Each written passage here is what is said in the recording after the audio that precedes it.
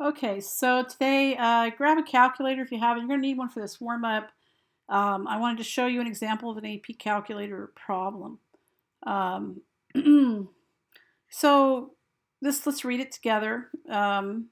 So it says, let f be the function given by f of x equals 2e to the 4x squared. For what value of x is the slope of the tangent to the graph of f equal to 3? So the first thing you guys got to be able to do is interpret what it is it's saying. The slope of the tangent line is, of course, what we call the derivative. So I want to know where the derivative equals 3. So the main problem I have here is just taking the derivative. So if you recall, the derivative of e to the x is itself, it's e to the x. So using the chain rule, the derivative of e to the whatever is going to be e to the whatever times the derivative of the whatever.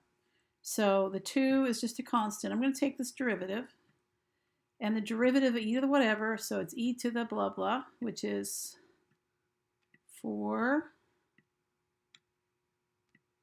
squared, right, times the derivative of the exponent. So the derivative of the exponent would be 8x. So I want to know, basically, so what I've got now is 16x times e to the 4x squared. And it says that the slope of the tangent is 3, so that's basically the derivative. So what I need to solve is I need to figure out where the derivative equals 3.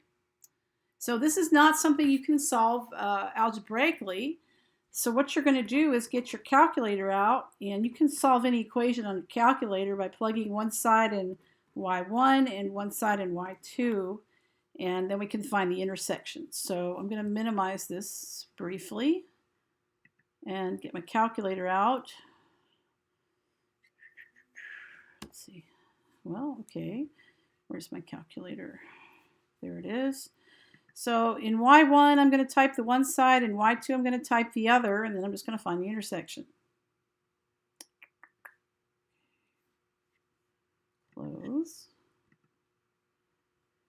All right, so my first curve was 16x. Whoops. 16 times x e to the 4x squared, where's e? E to the 4x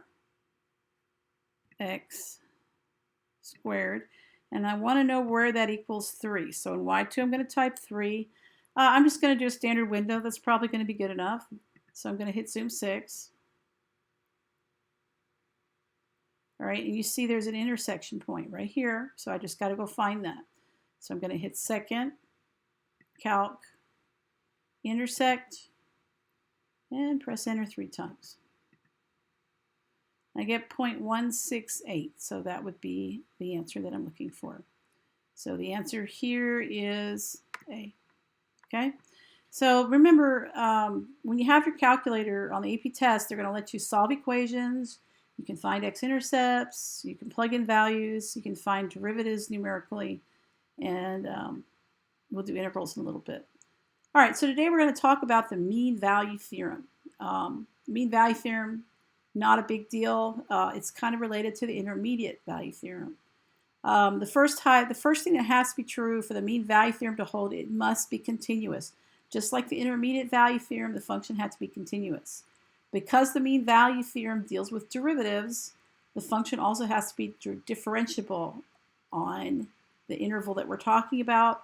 Remember, differentiable means continuous and smooth. No corners, no breaks, no jumps, nice smooth curve. All right, if those things are true, then there is some point between A and B for which the average rate of change, which is this right here, equals the instantaneous rate of change. So there's some point where the derivative equals f of b minus f of a over b minus a. So this is the mean value theorem. I like to think of it as the average rate of change on the interval equals the instantaneous.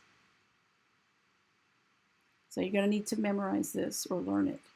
All right, so graphically it's saying that there's at least one point. This right here is what we call the slope between 2 points on a curve. Remember, it's called the secant line. So the slope of the secant line is the slope of the tangent line. And we'll look at a picture of that in a minute. Or in words, there's at least one place where the average rate of change, this right here, equals the instantaneous rate of change. Okay, at least one place in the interval between A and B. All right, so an illustration of it, what I've done here is drawn a picture of a curve. And so if I draw the slope of the line from point A to point B, this is the slope of that is my average rate of change. So what you can see that there's at least one place, by the way, this curve is smooth and continuous, so it holds. And there's at least one place where the slope, the instantaneous slope, equals the average slope. Now in this case, there were 3 of them, but there's at least one of them. So the mean value theorem has to do with the derivative.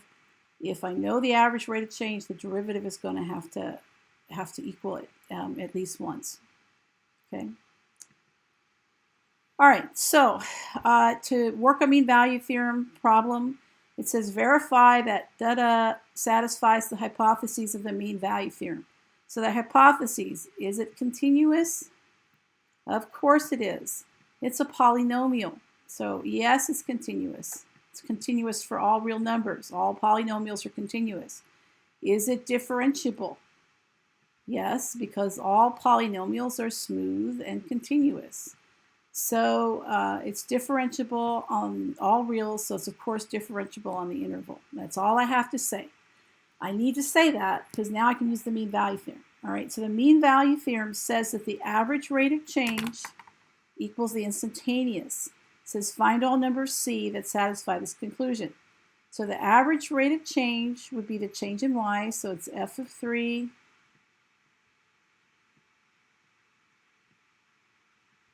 minus f of 0. It's just the slope, right, between 2 points. So it's the change in y over the change in x, which is 3 minus 0. So the average rate of change, which is the slope between the 2 points, there's some c that in the interval where that's true. So at least one of them. So f prime of c, f prime of x, let's write f prime. F prime of x is negative 2x. Is that right? Yeah. So f prime of c would be negative 2c. And where c is going to be, we're solving for c here. All right, so f of 3, if I plug in 3, I'm going to get 1 minus 9, so that's going to be negative 8. F of 0 is 1. And if I get 3 minus 0, I get 3 on the bottom. So I end up getting negative 9 over 3, which ends up being negative 3.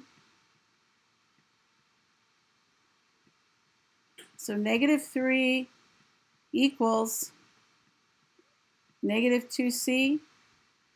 So if I solve for c, c is going to be 3/2.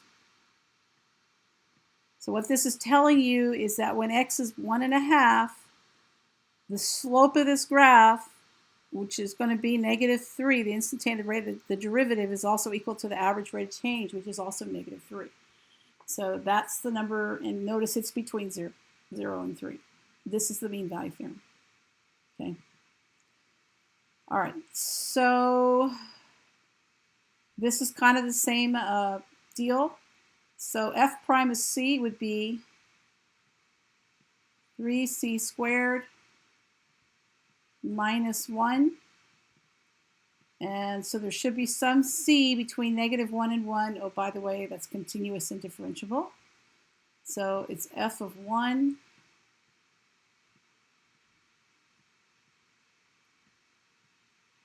minus f of negative 1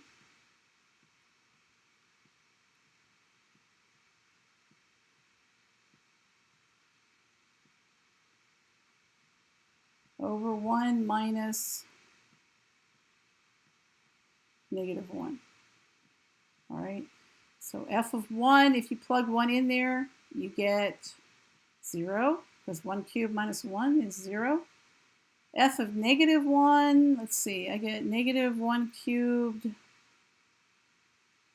Let's see, negative 1 cubed. What's f of negative 1? It's going to be negative 1 cubed minus 1. I get negative 2 there. Yeah, so it's negative 2.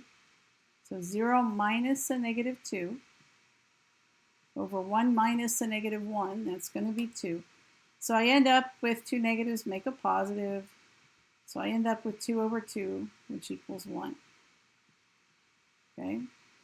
So what I have to solve is 3c squared minus 1 equals 1. So I'll move the 1 over. 3c squared equals 2. So c squared is 2/3. So c is going to be plus or minus the square root of 2/3. And you'll notice that that number, there's two of them where it's true now, and that's fine. You can have more than one of them, and that is both of those are between negative 1 and 1, so those are both values for where the instantaneous rate of change equals the average rate of change. So that's going to tell you there's two places where the derivative is 1. Okay. All right. Another special case of mean value theorem. This guy got his name on it because basically what he realized is if it's continuous and differentiable, so same thing as the mean value theorem, and this is really just a special case, is Rolle's theorem. They're telling you that if f of A equals f of B, let's say, let's B, the average rate of change between those points, well, the slope of that line, it's a flat line, is 0. So there's at least one number, c, such that the derivative is 0.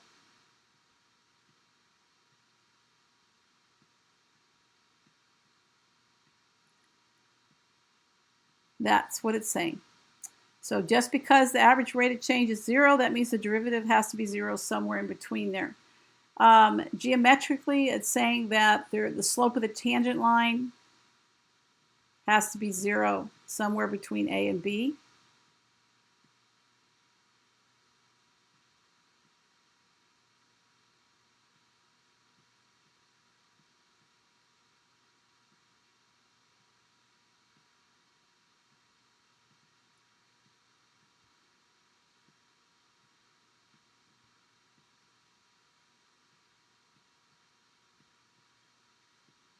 Okay, and what else do they want in there?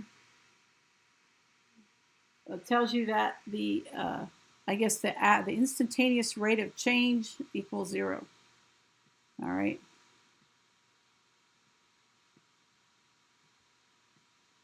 Instantaneous rate of change. I'm going to write ROC for rate of change equals 0. That's all saying the same thing. The derivative is 0, the slope of the tangent line is 0, and the instantaneous rate of change is 0. So just because the points are the same, the average slope is now 0. So that's Rolle's theorem.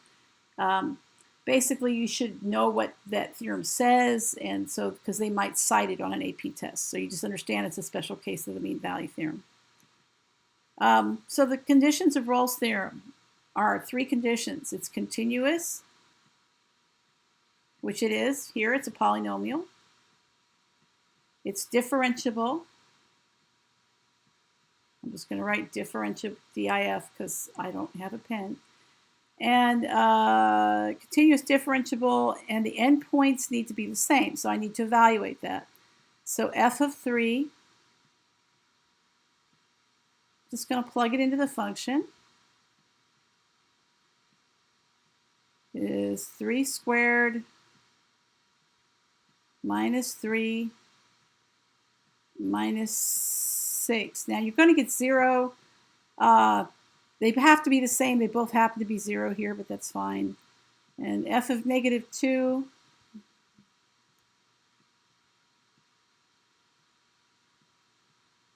You're going to get negative 2 squared is 4 minus a negative 2 makes it a plus 2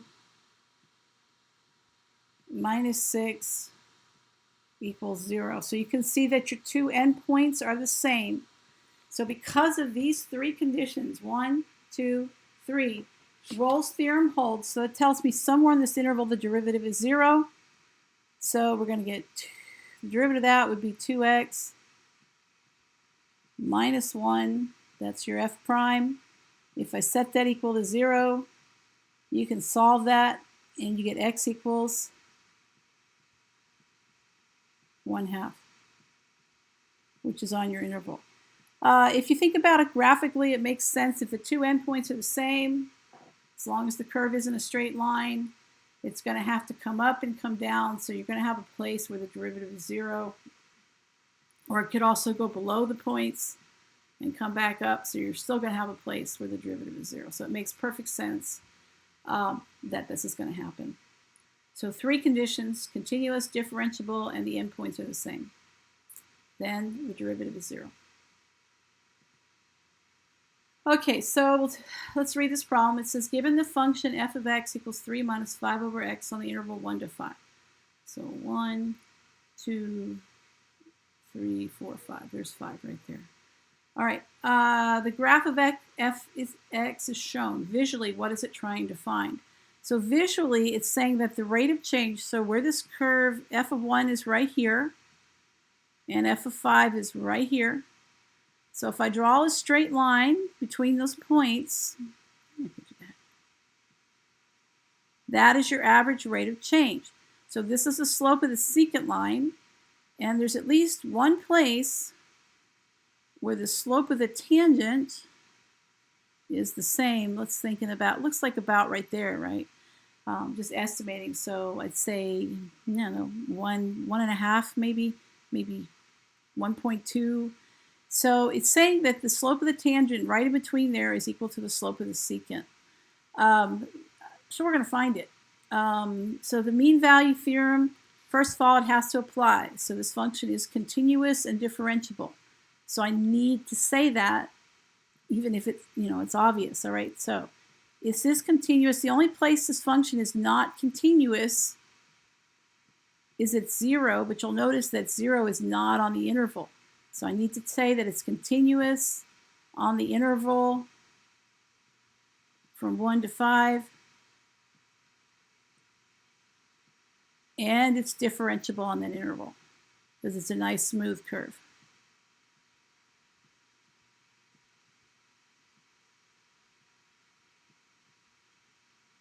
Okay. 1 to 5. Well, I guess those are round brackets. It doesn't really matter. All right. So the mean value theorem holds. And so the mean value theorem says there's some c such that f prime of c on the interval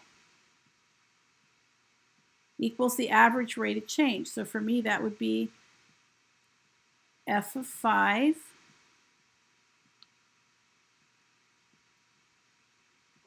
minus f of 1. My husband's watching the World Series. Over 5 minus 1. All right, so if you plug in 5 for x here, you get 3 minus 1. So f of 5 is 2. F of 1 is, let's see, 3 minus 5 is going to be negative 2. So 3 minus negative 2 over 5 minus 1 is 4. So I get 4 over 4. That's your average rate of change is 1. Yeah, it kind of looks like it. See, the slope of this line is about 1, right? So the derivative, if I take the derivative, I'm going to write the function as 3 minus 5x to the negative 1. Okay. And then what I can do is just use the chain rule. So if I take the derivative of this, I get 5x to the negative 2 equals 1.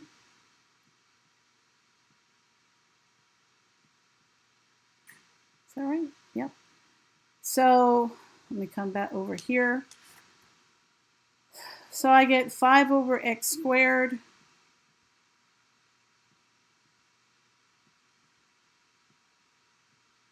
equals 1.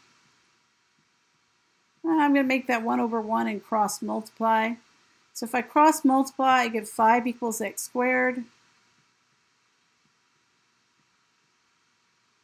Okay, so x is going to be the square root of 5. Now, it could be plus or minus, but negative root 5 is not on my interval, so I'm not interested in it. But root 5 is clearly somewhere between 1 and 5. So, oh, this is like 2 point something, so that makes sense. All right, so it kind of fits with my graph. It's 2 point something, and yeah, that's about what I see here. All right, so that's the mean value theorem, looking at it from a graph and applying it to the equation. All right, so an example of mean value theorem. You're driving a car on an interstate at 50 miles an hour, and you pass a police car. 4 minutes later, you pass a second police car, and you are again traveling at 50 miles an hour. The speed limit on the interstate is 60.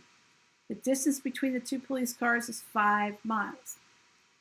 So, the patrolman in the second police car gives you a speeding ticket for driving 75. How can he prove that you were speeding?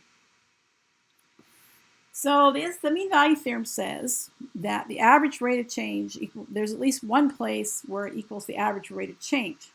So what this tells me, 4 minutes, I went how many miles? So these guys are how far apart? 5 miles. So I went 5 miles in 4 minutes. That would be my average speed. I could have gone faster, I could have been slower, but that was my average speed. So I'm going to convert this to miles per hour. 5 miles in 4 minutes. There we go. 5 miles per 4 minutes. So there are 60 minutes in an hour.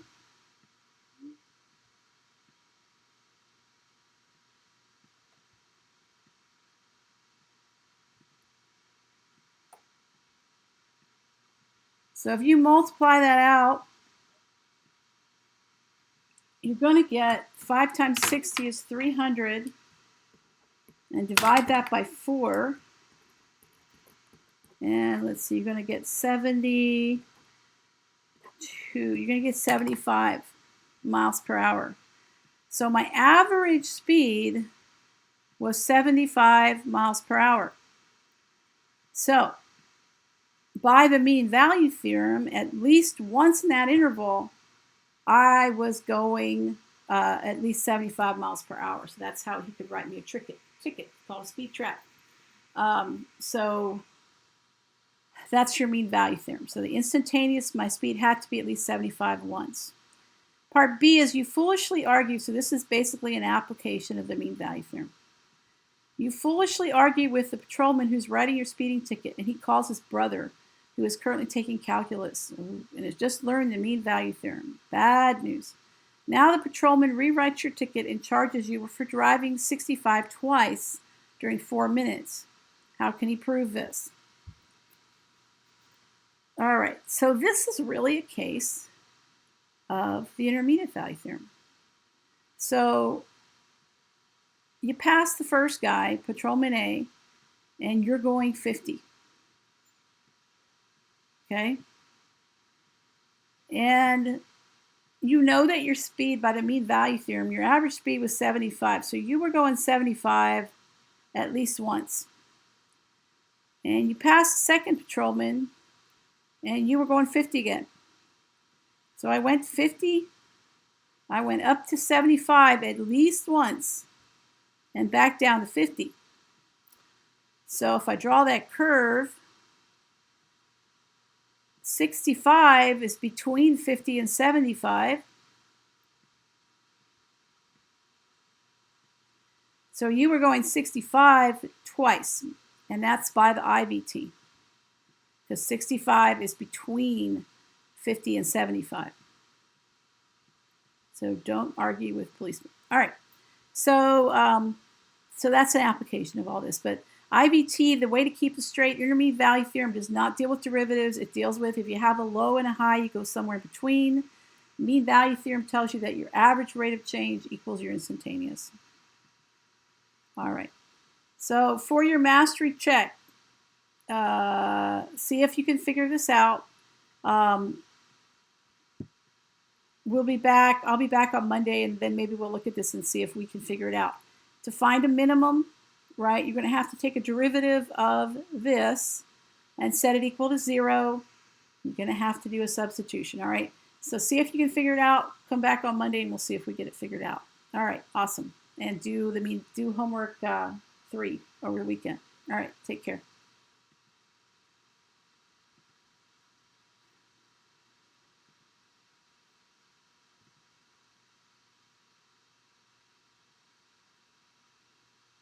All you gotta do is figure out how to stop it.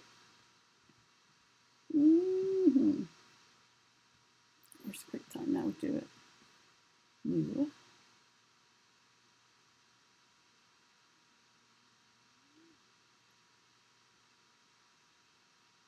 How do I get rid of it?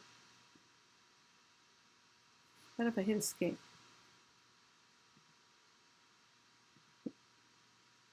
There we go. Save as calc AB.